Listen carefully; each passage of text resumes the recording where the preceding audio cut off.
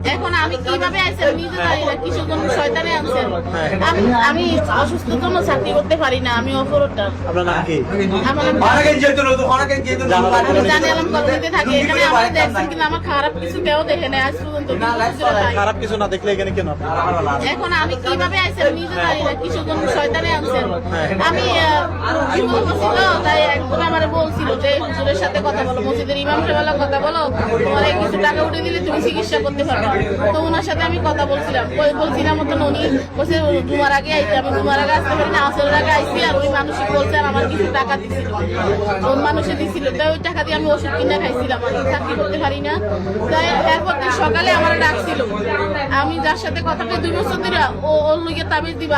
আমার একটা ছবি আছে হুজুরের, তো একটা ছবি দিছিলাম। ওই তাবিজ দিতে আইসি আর আমার মানে আমার কি মন্ত্র বলে আমার সবকিছু ভুলে বেলাইছে। আমি চিল্লাইতে পারি না। আমি এখানে আনছে এখানে জানিলাম 1 তারিখ 1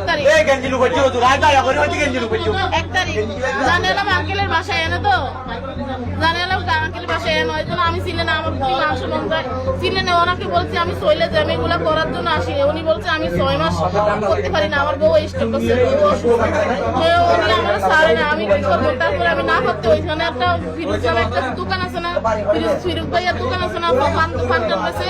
ওই ফিরোজ ভাইয়ের লোক আমি শেয়ার করছি কথাটা। রমজান মাসের দিন এটা মসজিদের ইমাম সাহেব এটা করা উচিত। কই ভাই আমি এক কথাই আমার শতকুল আর আমি কামছি এর কইছি। अरे भाई बंद दो कोई बड़ी